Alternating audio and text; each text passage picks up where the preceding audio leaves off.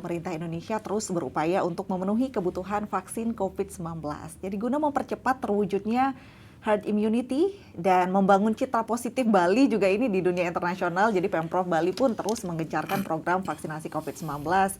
Nah, tapi di tengah vaksinasi, informasi hoax ini masih bermunculan di media sosial. Tidak terkecuali hoax dan mitos kesehatan yang dapat mempengaruhi masyarakat. Nah, terkait hal tersebut, pagi ini kita akan membahas mitos dan fakta vaksin COVID-19 bersama Dr. Putu Arya Nugraha, SPP Definasi. Selamat pagi, Ya, Dok. pagi Henny. Semoga semua sehat ya. Sehat selalu pastinya. Apalagi masyarakat ini sudah ada yang vaksin sampai tahap kedua, ada yang baru tahap pertama saja atau masih menantikan vaksinasi nih, Dok. Betul. Tapi di tengah proses vaksinasi masih ada mitos-mitos di tengah masyarakat. Ini seberapa efektif vaksinasi untuk menjaga masyarakat terhindar dari COVID-19? Ya, betul ya. Jadi fenomena kontroversi itu akan tetap selalu ada dalam kehidupan kita, apalagi yang terkait dengan COVID-19. Tapi alangkah baiknya kita sudah tidak perlu memperpanjang perdebatan, kontroversi. Kenapa? Karena sampai hari ini kita masih dibikin ruwet ini sama penularan COVID yang masih terjadi di mana-mana. Bahkan kita sekarang menyedihkan sekali masuk zona merah. Tapi zona merah ini jangan dijadikan kesedihan berlarut-larut. Justru ini mungkin merupakan bagian proses untuk mempercepat pengentasan penularan COVID ini. Kenapa saya katakan demikian? Karena kita lihat rekan-rekan di Dinas Kesehatan sangat intens untuk melakukan screening luas menggunakan tes rapid antigen. Dengan demikian semakin banyak yang reaktif dan semakin cepat kita untuk mengisolasi dan memutus rantai penularan. Nah, kembali ke persoalan vaksin, karena kita sudah masuk ke era vaksinasi COVID-19. Pertama, menurut studi penelitian klinis, itu signifikan bahwa vaksinasi memberi dampak positif, menurunkan risiko penularan, meningkatkan kekebalan individu. Tadi Henny juga bilang outputnya nanti kan kekebalan bersama, herd immunity. Kalau 70% populasi sudah kebal, 30% itu akan ikut terlindungi. Namun demikian harus selalu diingat, efikasi atau efektivitas vaksin kan tidak selalu 100%, selalu tidak 100%. Artinya misalnya seperti vaksin Sinovac yang kita gunakan saat ini atau AstraZeneca mungkin yang akan datang, itu kisaran 60-70% membuat orang kebal yang sudah divaksinasi. Artinya kalau 100 orang diberikan vaksin ini 2 dosis lengkap, maka 60-70 orang itu akan kebal, tidak akan tertular kalau dia kontak. Tetapi sisanya 30% masih ada risiko tertular karena tidak memberi kekebalan 100%. Oleh karena itu, pola pikir kedua, prokes itu selalu menjadi hal yang sangat penting. Sehingga kalau kita gabungkan antara vaksinasi plus prokes yang baik, maka 100% Astungkare akan bisa terlindungi. Itu yang pertama harus dipikirkan. Nah, kalau di Singaraja sendiri vaksin yang digunakan vaksin apa yang sudah masuk, Dok? Yang saya dengar dan kita ketahui bersama kan baru Sinovac, AstraZeneca belum ya. Ini perlu juga kita ketahui dari berita yang bersifat global. Saat ini memang ada sedikit pengurangan ekspor vaksin oleh negara-negara produsen karena mereka pun ingin mentargetkan warga negaranya tervaksinasi secara menyeluruh terlebih dahulu, sehingga setelah itu baru kemudian mengekspor ke negara-negara seperti kita. Kita sayang sekali belum bisa memproduksi sendiri, dan dalam upaya untuk membuat vaksin Nusantara pun masih ada perdebatan. Menurut Badan POM masih belum memenuhi kaedah-kaedah ilmiah. Jadi begitu seriusnya pihak-pihak pemerintah untuk membuat perencanaan yang baik dan benar. Artinya walaupun ada saudara-saudara kita yang ingin memproduksi vaksin Nusantara untuk kepentingan dalam negeri, tapi kalau itu belum memenuhi standar kaedah-kaedah ilmiah yang baik, itu belum diizinkan. Artinya betul-betul untuk melindungi. Walaupun kita mau bikin sendiri, tapi kalau belum memenuhi kaedah, lebih baik jangan dulu karena itu menyangkut keselamatan orang banyak. Benar. Saat ini kita baru menggunakan vaksin impor Sinovac yang sudah ada dan AstraZeneca yang sudah di beberapa daerah seperti di Sulawesi, di Jawa, di Sumatera. Tapi kalau untuk di tempat kita, terutama di Buleleng, saya belum mendengar informasinya. Demikian. Nah, ini dikatakan ada mitos juga, Dok. Vaksin Iya. COVID-19 yang dikembangkan ini kan sangat cepat di yang kita import begitu. Nah, sehingga ada yang mengatakan perusahaan obat ini mengambil jalan pintas begitu dalam hal keamanan. Nah, seperti apa faktanya ini, Dok? Ya, kalau yang sudah kita gunakan saat ini Sinovac, AstraZeneca, atau di tempat lain seperti dari produksi Pfizer, Moderna, menurut saya sudah tidak perlu dibahas atau diperdebatkan lagi. Kenapa? Justru ini adalah seperti yang saya sering sampaikan, baik secara lisan maupun saya tulis dalam berbagai artikel maupun di media sosial. Tantangan ini justru membuat kecemerlangan di dunia sains. Dalam sejarah penyakit, dalam sejarah medis, baru kali ini vaksin diciptakan dalam kurang dari setahun. Iya. Biasanya sih paling cepat 3 tahun, bahkan ada yang puluhan tahun. Meskipun demikian, meskipun secepat itu, tetapi kaidah-kaidah ilmiah tidak boleh ditinggalkan. Semua sudah mengacu kepada 4 fase penelitian. Pertama ke binatang coba, kemudian kepada sekelompok relawan, kemudian ke yang ketiga ke populasi yang lebih luas, dan nanti selalu ada pemantauan efek samping jangka panjang. Nah, itu sudah memenuhi ketentuan, memenuhi persyaratan, sehingga itu bisa diberikan kepada kita semua. Tadi saya sudah sampaikan, misalnya kita mau membuat vaksin dalam negeri. Nah, karena itu tidak memenuhi kaidah-kaidah ilmiah, itu pun sementara masih ditunda atau masih diminta melengkapi persyaratan-persyaratan ilmiahnya. Jadi jangan ragu-ragu dengan yang sudah aplikasikan sekarang, itu sudah memenuhi syarat-syarat ketentuan ilmiah yang baik.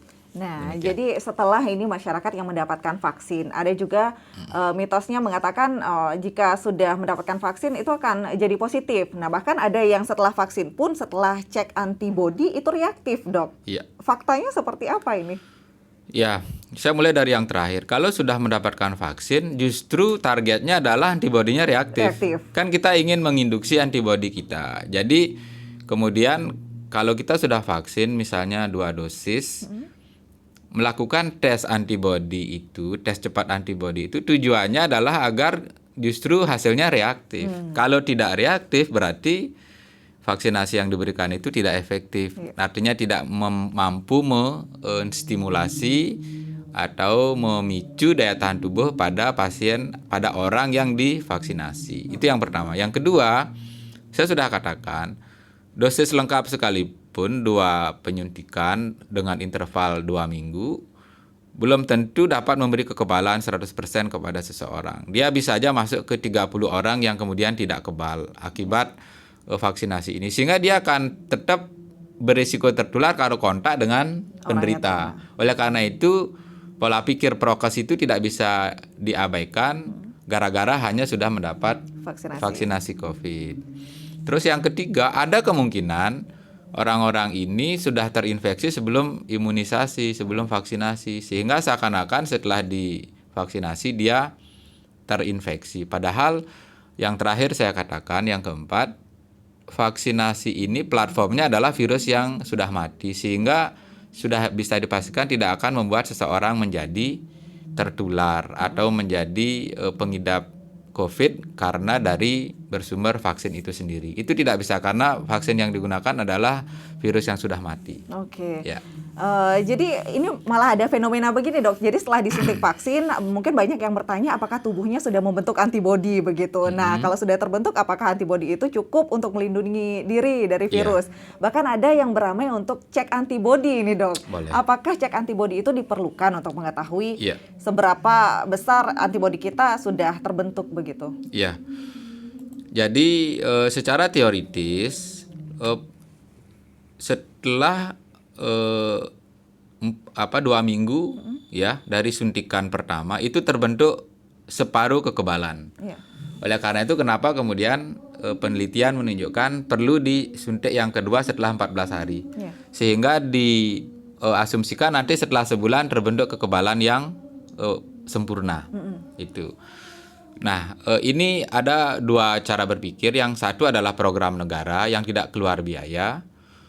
Sehingga menggunakan asumsi dari 100 orang yang diberikan vaksinasi, 70 mesti kebal nih, 30 yang tidak kebal karena bisa dijelaskan dengan berbagai alasan secara medis dan ilmiah. Nah, lalu apakah kita perlu cek antibody? Ya perlu, tapi bukan antibody yang tadi tes cepat itu ya, yang reaktif non reaktif itu. Tapi yang dicek sebaiknya adalah kadar antibody kita setelah divaksinasi. Itu hanya bisa dicek di saat ini misalnya di Buleleng di satu lab klinik swasta. Rumah sakit belum bisa. Itu apakah perlu dilakukan? Kalau pengen tahu ya baik sekali untuk dilakukan. Cuman itu perlu biaya sendiri. Jadi jangan dipertentangkan antara saya mau cek kadar antibodi saya dalam tubuh setelah vaksinasi dan saya ingin bebas biaya. Nah, itu karena belum masuk platform tanggungan negara, itu dipersilakan saja dengan biaya sendiri. Teman-teman saya banyak kok cek dan hasilnya antibodinya cukup tinggi. Iya, ada yang mengecek seperti itu karena banyak juga yang mengupload di media sosial seberapa kadar antibodinya dalam darahnya. Boleh dicek ya. Wah, ini juga rentang waktu dari vaksinasi, Dok. Awalnya ini kan 14 hari, bahkan sekarang ada juga yang mendapatkan 28 hari. Ini kenapa berbeda begitu? Iya, jadi platform vaksin yang digunakan itu akan mempengaruhi apakah dia virus yang dimatikan, apakah dia protein yang dipilih, apakah kapsulnya, apakah RNA-nya, apakah dia mungkin rekayasa genetik virus itu sendiri, bahkan ada yang sekali suntik. Janssen mengeluarkan vaksin yang cukup sekali suntik. Ada yang 2 kali seperti yang kita gunakan. Ada yang kemudian 2 minggu, ada yang 4 minggu. Itu tergantung profil dari jenis vaksin yang digunakan saja. Jadi dan itu pun tergantung dari hasil studi yang mereka lakukan. Misalnya nih, Sinovac dicoba sebulan setelah penyuntikan pertama, hasilnya lebih buruk dari setelah disuntikkan 2 minggu. Nah, ya dipilihlah 2 minggu. Jadi ilmiah itu betul-betul harus tergantung dari bukti dia. Kita boleh saja mengasumsikan secara logika ilmiah, secara teoritis, tapi kalau bukti-bukti ilmiah tidak ada, dia tidak akan cukup kuat. Jadi kenapa 2 minggu, kenapa 4 minggu? Tergantung jenis platform vaksinnya dan tergantung hasil studi yang sudah ditunjukkan dari penelitian tersebut. Jadi itu selalu berubah begitu mengikuti. Iya. Ini juga di WhatsApp ada yang sama, Dok, sudah menerima vaksin COVID-19 pertama dan bingung kapan menerima dosis kedua. Awalnya di kartu itu 14 hari, kemudian ada SMS ulang 28 hari. Nah, karena itu penampahan kuningan jadi dimajukan jadi hari Rabu ini. Kenapa bisa seperti itu? Ya, bisa. Jadi dalam dunia medis itu tidak ada matematikanya ya. Semua fleksibel, semua berdasarkan data-data yang alternatif namanya. Misalnya kalau untuk interval Sinovac bisa 2-4 minggu, ya berarti di antara 2-4 minggu itu boleh saja. Misalnya 3 minggunya dikasih juga nggak apa-apa. Jadi memang seringkali masyarakat awam khawatir dengan nilai-nilai. Misalnya yang contoh lain begini, Henny. Pasien saya katakan gula darah itu bagus di bawah 200. Tapi mereka sering takut, hari ini dicek 160, besok 140. Kok berubah-ubah, Dok? Saya bilang, gula darah yang baik itu tidak berada pada satu titik, tetapi dia dalam range atau rentang. Kalau usia lanjut, saya minta gula darah acaknya di atas 100 dan di bawah 200. Apakah dia kemudian 120, 160, 170, ya masih baik. Karena dalam rentang itu. Atau darah tinggi, Dok, saya takut sekali kemarin dicek 110, tadi kok 130. Padahal gula tekanan darah 130 ke bawah itu baik. Entah dia 100, entah dia 110, 120 atau 130 itu tetap baik. Begitu menyentuh 140 atau lebih baru termasuk hipertensi. Baik. Ya. Kalau untuk vaksinasi apakah ada masa kedaluarsanya, Dok? Oh, tentu. Semua produk medis itu ada expire date-nya, masa kadaluarsanya, sehingga memang dia harus diberikan sebelum masa expire. Kalau interval juga begitu. Kalau misalnya maksimal sebulan, kemudian disuntik setelah 1,5 bulan, dia bukannya memberi dampak buruk, tetapi kurang efektif. Sama kayak begitu. Satu contoh misalnya vaksinasi yang lain, hepatitis B misalnya, protapnya yang terbaik menurut penelitian kan diberikan 3 kali saat baru lahir, kemudian sebulan setelah itu, dan 5 bulan setelah itu, kan 3 kali. Gimana kalau diberikan 2 kali? ya tidak terlalu efektif, tidak terlalu baik, Baik. seperti itu. Sama aja pertanyaan, dok, katanya kalau olahraga itu seminggu 5 kali, dok, ya bagaimana kalau 2 kali? Ya kurang baik aja, tidak akan katakanlah membuat bapak ibu keracunan atau terbunuh, enggak, tapi ya kurang baik aja, sama seperti itu. Nah, kemudian Dok menjawab pertanyaan dari Pak Lila di Tajun yang pernah terpapar COVID-19, kapan bisa divaksin, Dok? Menurut panduan yang kita pegang, Pak, sesuai dengan regulasi Kemenkes ya, dan juga perkumpulan dokter, seseorang yang sudah terinfeksi dan sembuh itu memiliki kekebalan kurang lebih 3 bulan ke depan.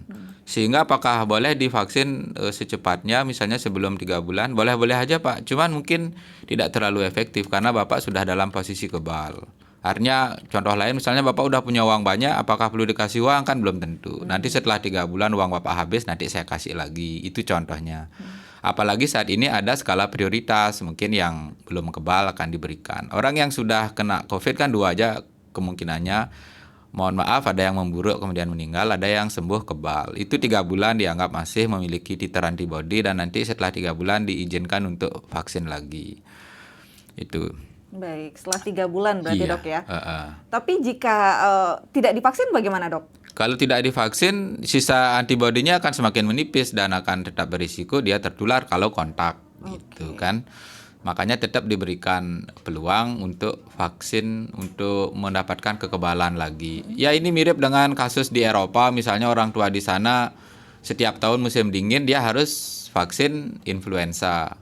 Nah nanti pas mau musim dingin lagi suntik lagi. Kalau nggak disuntik ya dia kurang kebal terhadap virus influenza yang merebak di musim dingin. Kemudian Pak Nyoman Sudarsana di Bakti Sraga ini dok, apa yang menyebabkan setelah divaksin ini terasa lemas dan mengantuk? Nah kemudian apa yang menyebabkan persentase efektivitas vaksin 70% ini menjamin dan kemungkinan 30% ini tidak berhasil? Nah kemudian kenapa ada rentan orang yang mendapatkan imunisasi ini harus istirahat dan sebagainya, lemes? Karena dalam tubuh terjadi proses, Pak. Proses pembentukan antibodi yang memerlukan kalori energi tubuh. Sehingga kenapa kemudian orang yang setelah vaksin atau sebelum vaksin tidak boleh beraktivitas olahraga yang berat misalnya. Karena kita menyisihkan kalori energi agar tubuh bisa fokus membentuk antibodi yang lebih optimal. Nah tadi pertanyaan bagus, ini pertanyaan ilmiah, kenapa kok hanya 70% yang berhasil, 30% tidak? Ada banyak faktor, Pak. Satu contoh misalnya yang paling ekstrim, misalnya imunisasi di daerah pedalaman. Kenapa di sana bisa gagal? Bisa saja karena vaksin yang dibawa ke sana di perjalanan sudah rusak misalnya, karena penyimpanan yang tidak baik. Itulah kemarin kenapa mungkin Bapak dan pendengar lihat bagaimana pengamanan dari logistik ini. Dia harus masuk di ruangan yang beku, yang tidak boleh kena sinar segala macam. Jadi dipikirkan ada hal yang membuat tidak sempurna itu, termasuk produknya yang memang mungkin ada masalah. Dari sekian juta dosis itu mungkin 1-2 memang tidak baik. Kedua, lingkungan, penyuntikan, jadwal tadi misalnya, kondisi pasien yang paling banyak. Memang kondisi dia tidak fit, tidak baik, ada komorbid yang belum cukup baik sehingga tidak kemudian bisa membentuk antibodi yang semestinya diinginkan. Sehingga terjadilah kegagalan 30%. Ya itu saya kira. Sama halnya dengan hal-hal yang lain, Pak. Dalam dunia medis itu tidak semua akan berhasil 100%. Makanya orang medis menyebutkan tidak boleh ada jaminan hasil, tapi yang dilakukan oleh dokter adalah upaya terbaik. Apakah nanti hasilnya 100%? Belum tentu. Mungkin 80-90% akan berhasil, 10% tidak berhasil atau gagal. Sehingga upaya dokter itu dinamakan upaya. Jaminan upaya bukan hasil. Demikian, Pak. Baik. Tapi setelah vaksinasi apakah perlu dok tinggal di rumah dulu beberapa hari begitu untuk menjaga kemungkinan-kemungkinan yang terjadi? Iya, saya rasa begitu. Artinya walaupun tidak tinggal di rumah, asal aktivitasnya tidak sangat berat dan tetap menerapkan prokes, saya rasa selalu akan lebih aman lah. Demikian. Tadi lansia divaksin, kalau usia lansia ini 80 tahun 60 begitu? Digunakan standarnya. Kalau 80-an gitu apakah perlu divaksin juga, dok? Saya rasa tetap tim vaksinator akan melakukan screening. Kalau dia layak akan divaksin, kalau tidak mungkin disarankan tidak. Ada berbagai komponen yang perlu dilihat. Ada Pak Ketut bagi di unggahan dok, apakah penderita diabetes bisa divaksin? Ya, diabetes boleh divaksin. Boleh. Yang penting gula darahnya di bawah 200. Kalau masih di atas itu bukannya tidak boleh, dipending dulu, ditunda, diturunkan oleh dokter. Nanti setelah di bawah 200 ya boleh vaksin biar hasilnya cukup baik dan tubuh kita bisa membentuk antibodi dengan maksimal. Jadi boleh Pak, tidak sedikit pasien diabetes yang sudah kita vaksin, bahkan yang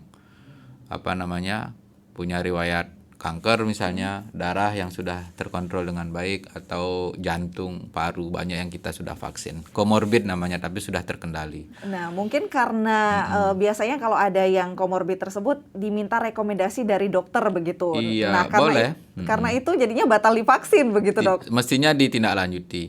Kita sudah mempercayakan kepada tim vaksin di Puskesmas untuk menganalisis. Kalau mereka ragu-ragu, tidak ada salahnya memang konsultasi ke dokter ahli.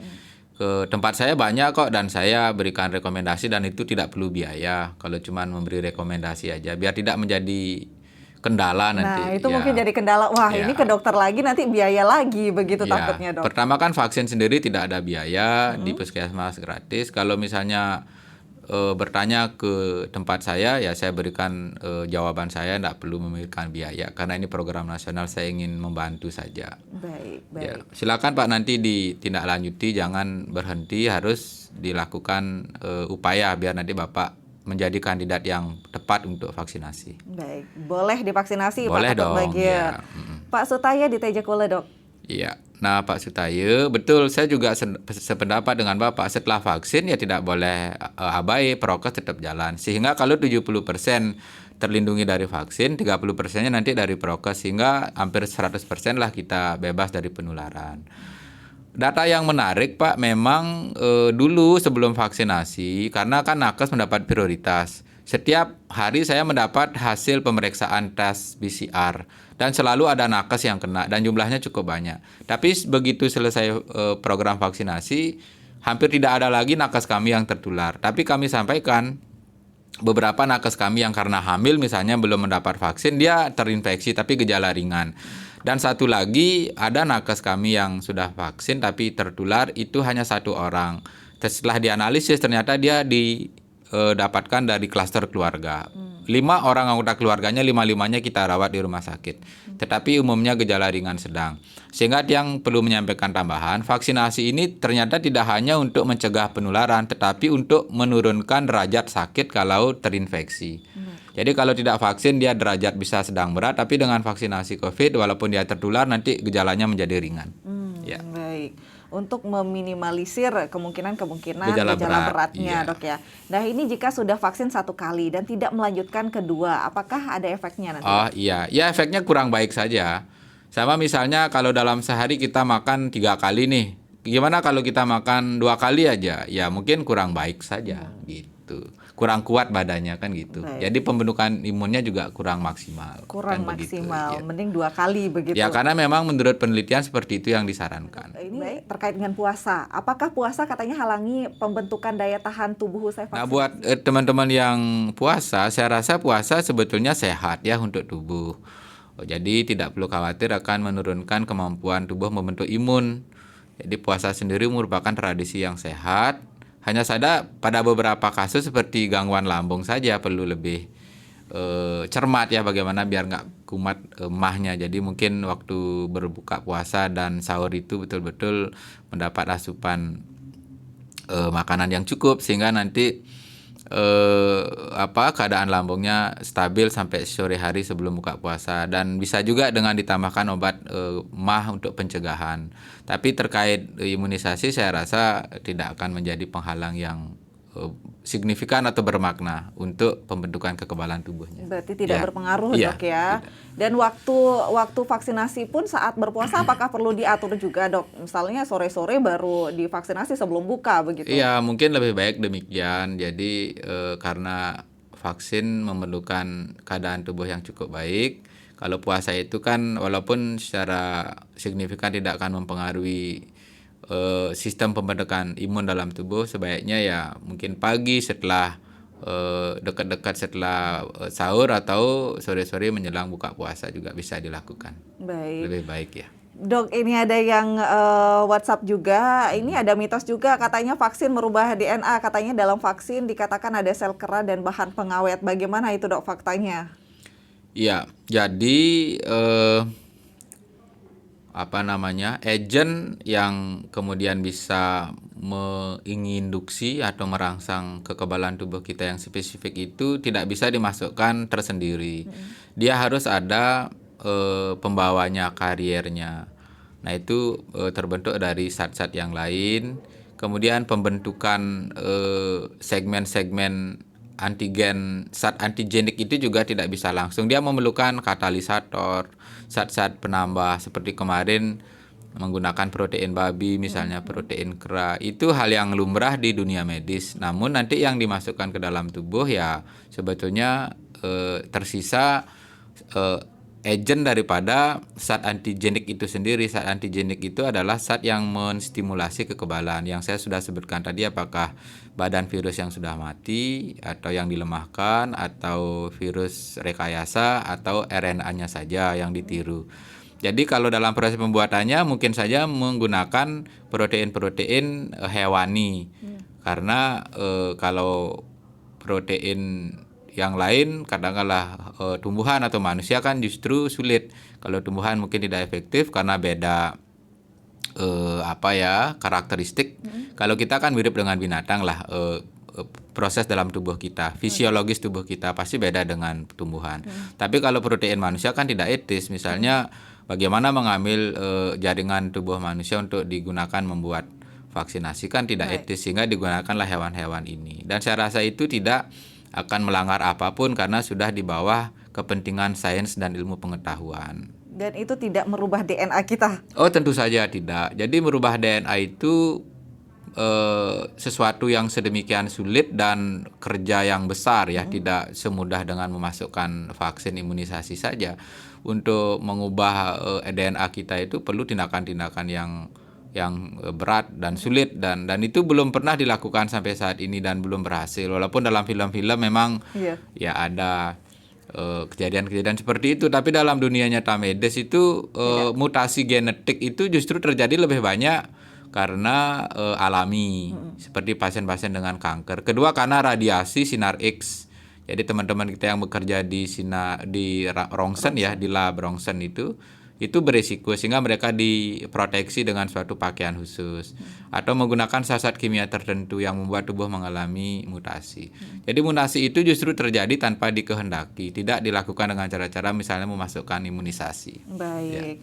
Kalau lansia divaksinasi, apakah anak kecil juga divaksin, Dok? Ya, jadi sekali lagi, walaupun secara teoritis vaksinasi itu diperlukan oleh semua orang, namun data keamanan saat ini untuk ibu hamil dan anak-anak belum ada. Jadi penelitian baru dilakukan 18 tahun ke atas dan ya termasuk lansia. Jadi yang 17 tahun ke bawah dan ibu hamil belum kita memiliki data keamanan.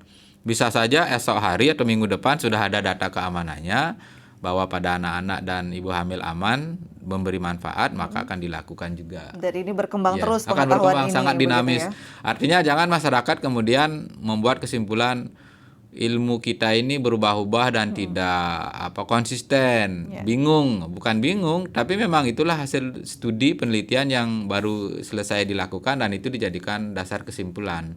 Jadi kita tidak mungkin sejak awal mengatakan vaksin ini aman untuk semua populasi, tidak. Ada buktinya tidak.